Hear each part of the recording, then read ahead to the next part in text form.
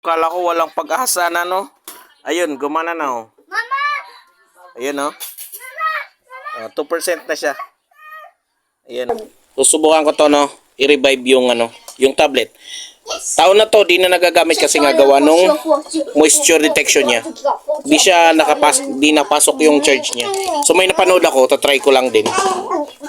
Moisture detection. Sa Samsung to, palagi to problema ng mga Samsung na gadgets. Moisture detection. So try natin, ha. Meron ako napanood. Kailangan lang daw kukuha ng magcha-charge lang ng konti. Yan. Pag pumasok, ganyan, no? Ganyan. Yan. Pag daw yung moisture detection, tatanggalin lang ulit to. So parang yung nangyari yung napanood ko is 3 times niya ginawa yun. Pag gumana yung detection niya, aalisin ko lang to. No? Magkaroon na naman ng detection niya na yung moisture detection na naman. Di magcha-charge. So, kailangan lang natin ng konting juice ng electricity niya. No? Ma-charge ng konti. So, I wish nga magko-continue na yan, eh. Kasi, empty bat na talaga to, eh.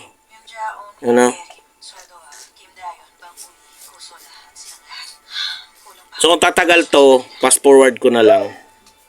Sa matagal na to, di na to nagagamit talaga, promise. Bye-bye. I-revive ko lang. Susubukan lang natin. 2 minutes na nakakaraan. Water detection yung iniintay natin, eh. Kasi yung sa Samsung ang palaging problema. Water detection kaya hindi siya nagko-continue mag-charge. Diba? Kung ganito yung mga problema ng mga gadget nyo, ganito din ang gawin nyo. Pag magwa-warning, lalabas yung warning niya. Kasi ganito, nagcha-charge yan, eh. Pag lumabas yung warning, hugutin nyo lang to. Then, ibabalik nyo ulit.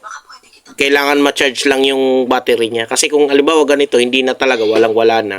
Walang charge to, eh. Walang charge. So, ganito. Ganito mangyayari niya. Tagal. So, try natin. I-revive to. Mama, Mikaw? Ni-repair ko na to. Bago din ng LCD nito, eh. So, ito. Try ko lang. Try natin, ha. Try natin. I-on. Ayun. Yun na, oh. Lumabas na yung water detection niya, oh. Medyo matagal. No, nag-charge siya ng konti. Parang yung battery niya. So, try natin mag-i-on. Try natin to i-on, no? Try natin i-on. Eh. Wag, anak! Wag! No! Tasya! Tasya, wag! Wag, kita mo yan! Talagang bata na to. Kulit. Dali, let's do it. Let's do it. Lukong bata na to, nag-tutorial. So, ayan, nag-water detection siya. Ganyan, no? Water detection yung palaging problema. Lagay natin ulit. Yan. Hintayin pa natin ng konti kasi hindi siya nag-on, eh. Kailangan mag-on. Yung pinaka-kailangan nito. Kailangan siya mag-on. So, yung napanood ko is 3 times ganito ginawa niya. Cha-charge niya, lalabas yung water detection, tapos i-unplug niya yun. Tapos babalik niya ulit. Makulit pamangkin ko. Teka lang. Kukunin na naman. Yan, water detection. Pangalawa na, di ba? Pangalawa na. So, ito, gagawin natin. Ulit. Gayahin din natin yung ginawa niya. Kailangan mawala yung water detection na yan. Sige. Ulit. Yan. 3 times. 3 times.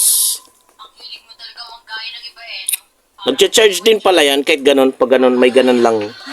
Nag-charge din pala siya. Ito yung pinaka-problema ng Samsung, eh. Water detection. Ayun.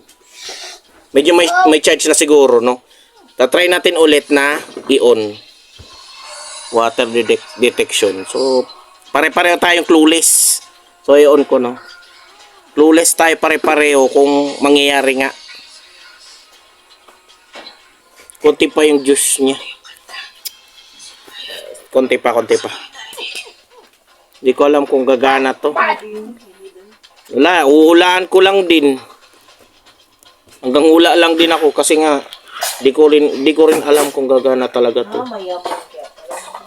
Ayun, water detection ulit. Di pa rin kaya. Nasagad talaga to eh. Ganyan aawayin. Papa!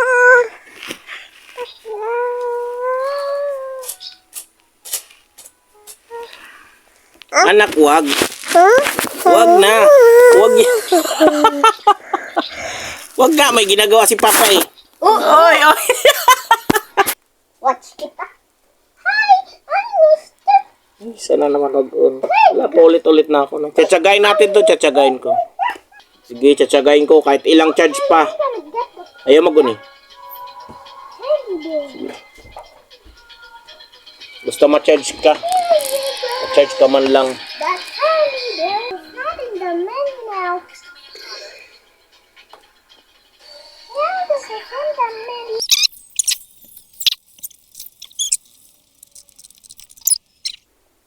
Yun.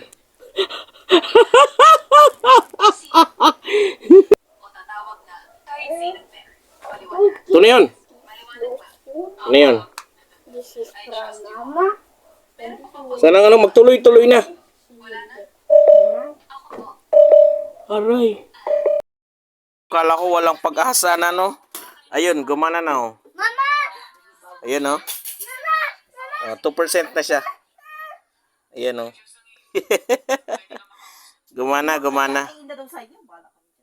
year na siyang hindi na charge.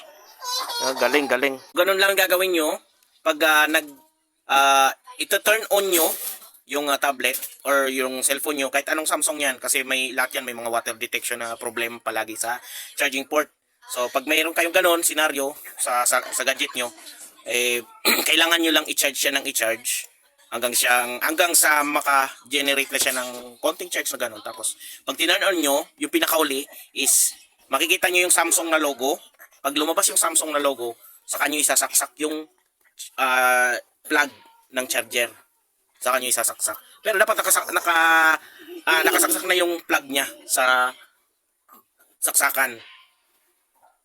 Para rekta. Ganun, papasok yung kuryente. So, ayun, no. Pagpasensya nyo ako kung ang pangit ko mag-tutorial. Basta, ganun ang gagawin nyo. Sana nakatulong. Napanood ko lang din eh. Sinaga ko din yung pinanood. Siguro mga 13 minutes or 20 minutes yung pinanood ko. Ang dami kong pinanood na tutorial, walang nangyari. Yun talaga nangyari. Effective siya.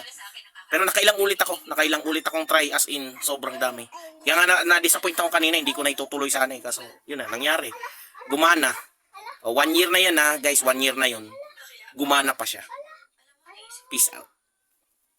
Sana, iwanan nyo naman ako kahit konting, kahit like lang, ganun.